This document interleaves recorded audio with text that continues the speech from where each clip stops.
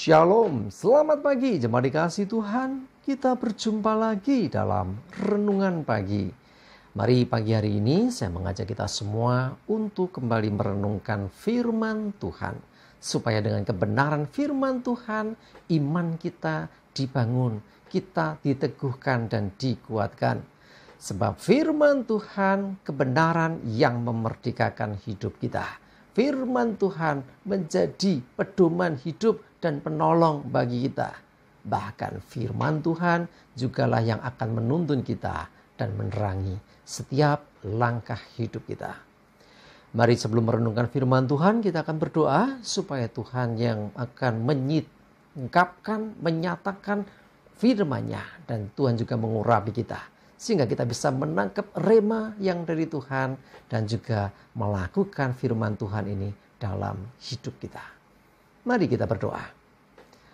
Bapa di surga, kami datang ke hadirat-Mu, kami bersyukur untuk perlindungan, untuk penyertaan, untuk pertolongan, untuk segala berkat-berkat Tuhan, untuk kasih setia-Mu yang luar biasa, untuk setiap waktu, untuk setiap saat, hari-hari yang kami jalani, senantiasa Engkau beserta dengan kami.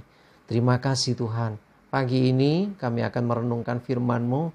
Mari ya Tuhan, Engkau mengurapi kami, mampukan kami bisa menangkap rema yang dari Tuhan, menangkap setiap pesan Tuhan, dan lebih lagi jadikan kami pelaku-pelaku firman-Mu. Terima kasih ya Tuhan. Dalam nama Tuhan Yesus kami bersyukur dan berdoa. Amin. Mari jemaat dikasih Tuhan, kita akan buka kitab kita. Renungan pagi hari ini sambilkan dari Amsal 28 ayat 13. Saya bacakan. Siapa menyembunyikan pelanggarannya tidak akan beruntung. Tetapi siapa mengakuinya dan meninggalkannya akan disayangi.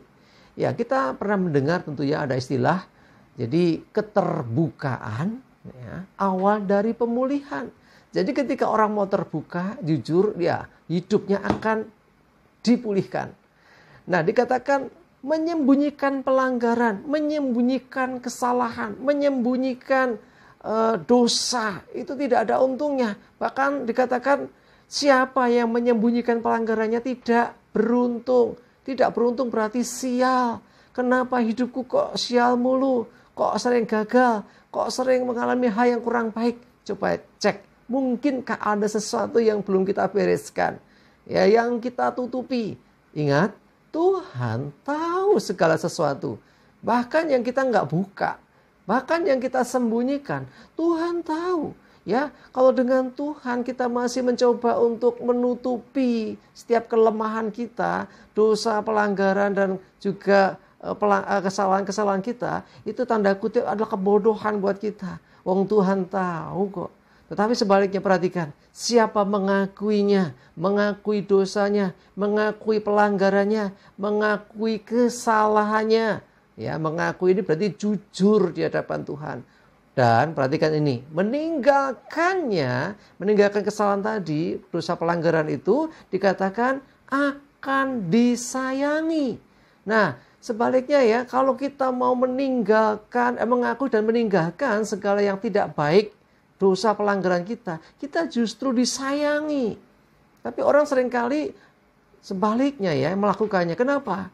Takut, alasannya malu, alasannya ya masa seperti itu kok diomongin ke Tuhan. Padahal kita nggak ngomong Tuhan udah tahu. Ya, bahkan kadang-kadang orang takut. Ya itu kan nggak baik. Tetapi perhatikan.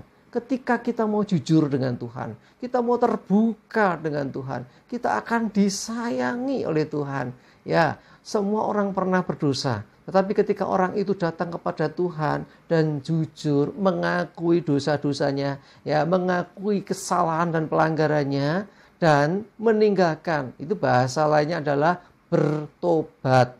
Ya, bertobat berarti tidak mengulangi lagi apa yang dulu dia lakukan, dosa-dosa yang lama, ya, kesalahan atau pelanggaran yang pernah terjadi.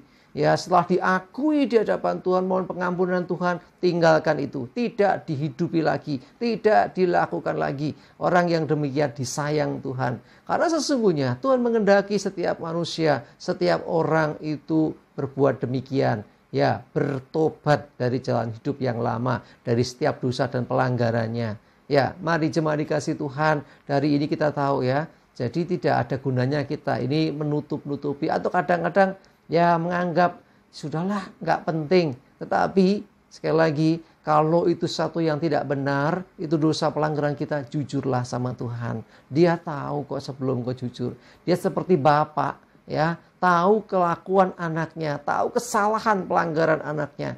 Tetapi ketika anaknya itu pura-pura nggak bersalah, anaknya pura-pura nggak tahu, itu justru membuat hati seorang tua itu sedih. Ya kan, kenapa anakku nggak jujur? Apalagi ditanya nggak ngaku. Wah itu sebaliknya ya, kalau jujur mengakui dia disayangi. Ya, bahkan ketika dia jujur mengakui dan meninggalkan tentunya ya, tidak mengulanginya lagi, orang itu akan disayangi Tuhan. Karena Tuhan tidak mau melihat masa lalu orang. Ya, seburuk apapun, sebanyak apapun pelanggaran dan dosa yang dilakukan, ketika orang itu sudah mengakuinya, ketika orang itu sudah ya bertobat atau meninggalkannya, tidak mengulanginya lagi, maka orang yang seperti itulah orang yang dikenan Tuhan. Sebab tidak ada orang yang benar-benar suci tidak pernah berbuat dosa. Tidak ada, semua pernah. Saya, saudara, kita semua. Tetapi yang terpenting di sini bagaimana kita berani jujur. Yuk, mengakui dosa pelanggaran kita. Karena ketika diakui, kita akan disayangi. Ya, sebaliknya ya, kalau tidak mengakui, bahkan menutupi, ya, justru akan mendatangkan kesialan istilahnya ya. Tidak akan beruntung ya, enggak beruntung kan rugi. Tidak beruntung berarti bisa dikatakan sial terus ya. Kenapa aku mengalami hal yang enggak baik terus ya? Coba kalau kita sering merasakan hal yang demikian, cek hidup kita masing-masing. Mari datang kepada Tuhan, rendahkan diri di hadapan Tuhan. Ya, kalau engkau teringat lagi akan kesalahan itu, akui di hadapan Tuhan dan mulai tinggalkan itu. Maka Tuhan memulihkan, maka Tuhan beri kesempatan untuk kita menjalani kehidupan yang baru dan kita disayang Tuhan. Oh, luar biasa kan? Kalau kita disayang, maka tentulah ada banyak hal yang baik yang akan kita hadapi dan alami. Bahkan keberuntungan ya, itu juga akan menyertai hidup kita ketika kita jadi orang yang mau jujur dan mau terbuka, mengakui dan juga meninggalkan dosa atau bertobat. Amin. Kita berdoa.